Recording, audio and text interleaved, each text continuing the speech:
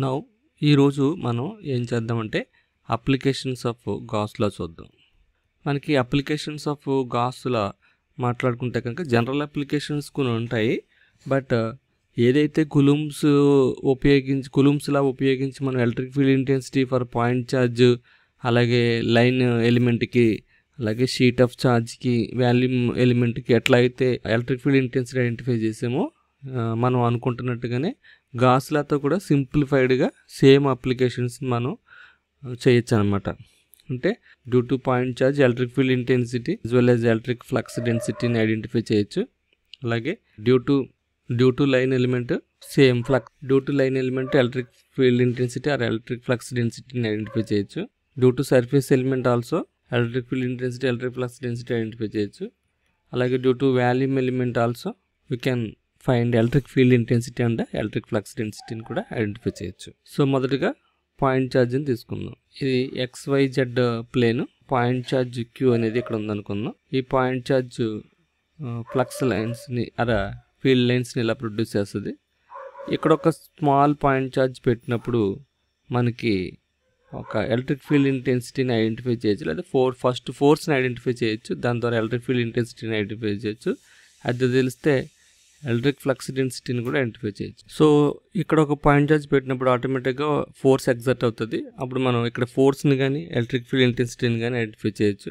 Force తెలిస్తే electric field identify చేయొచ్చు. Electric field తెలిస్తే ఫ్లక్స్ డెన్సిటీని D బార్ని కూడా ఐడెంటిఫై చేయొచ్చు. సో ఈ డిస్టెన్స్ R అయితే కనుక దీని యొక్క యూనిట్ వెక్టర్ AR బార్ అవుతుంది. ఓకే, ఈ పాయింట్ దగ్గర తీసుకుని ఏ పాయింట్ దగ్గర తీసుకున్న ఈ ఈక్వలెంట్ సర్ఫేస్లో, గాసియన్ సర్ఫేస్లో ఇది ఒక స్పియర్ కింద కనబడుతుంది. అందుకే పాయింట్ ఛార్జ్కి మనం ఊహించుకోవాల్సిన గాసియన్ సర్ఫేస్ ఏంటంటే స్పియర్. ఈ స్పియర్లో ఈ ఒక్క లైన్కి మనం D బార్ని మనం ఏమని రాయాలంటే DR ఇంటూ AR బార్ అని రాయాలి.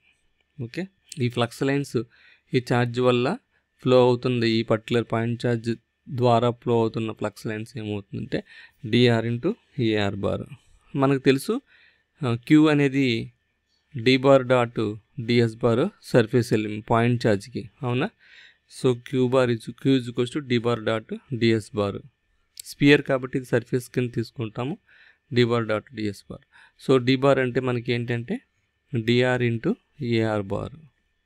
అలాగే DS అనేది డిఫరెన్షియల్ సర్ఫేస్ స్పియర్కి డిఫరెన్షియల్ సర్ఫేస్ రాసే ముందు మనకి ఎలిమెంట్స్ ఏంటంటే R, θ, φ. మనం R ఒకటి AR డైరెక్షన్లో మాట్లాడుకుంటున్నాము. అప్పుడు దీని యొక్క ఎలిమెంట్ DR, θకి Rdθ అండ్ φకి ρdφ.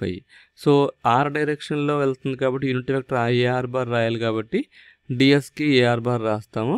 ఇది తప్ప మిగతా ఎలిమెంట్స్ ఏముంటాయంటే Rdθ, ρdφ ఉంటాయి.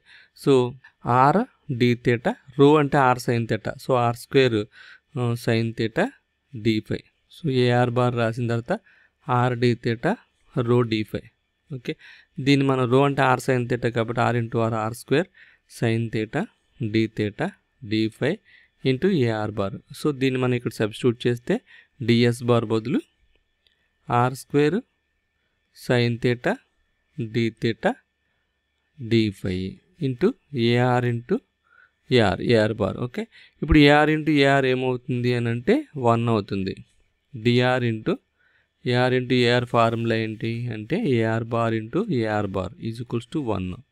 సో R² DRని బయటకు లాగామనుకోండి, R² into sin θ dθ dφ. ఇప్పుడు ఇది సర్ఫేస్ ఎలిమెంట్ కాబట్టి డబుల్ ఇంటిగ్రల్స్ వస్తాయి కాబట్టి ఇంటిగ్రేషన్ ఆఫ్ dφ ఇలా రాయొచ్చు. ఇంటిగ్రేషన్ ఆఫ్ dφకి 0 to 2π. అప్పుడు దీన్ని మనం ఎలా రాయొచ్చు అని అంటే DR ఇంటూ ఈ R²ని కూడా బయటకు లాగితే integration of sin θ dθ integration of dφకి 2π, θకి 0 to π. Okay, so therefore Q is equals to integral of D bar DSని మనం ఈ విధంగా రాయొచ్చు. DR into R² into integration of sin θ అంటే మైనస్ cos θ, సో 0 to π. అలాగే ఇంటిగ్రేషన్ ఆఫ్ dφ అంటే 0 to 2πలో ఇది 5 వస్తుంది. 0 to 2π అంటే దీన్ని 2π మైనస్ 0 అనుకుంటాం. So this is 2π. ఇప్పుడు DR into R² into minus of cos by minus cos 0. So minus of cos by అంటే 1 ప్లస్ 1 2 అవుతుంది. Therefore dr into R square into 2 into 2π. దీన్ని ఇప్పుడు మనం ఏ విధంగా రాయొచ్చు అంటే dr into 4π R square. Okay, so ఫైనల్గా ఇంటిగ్రేషన్ ఆఫ్ డిఎస్ని మనం 4π ఆర్ స్క్వేర్ అని అనొచ్చు స్పియర్ దృష్టిలో పెట్టుకుంటే. ఇది గుర్తుపెట్టుకోండి, ఓకేనా. So DS Q is equals to DR into 4π R square. Therefore DR is equals to Q by 4π R square.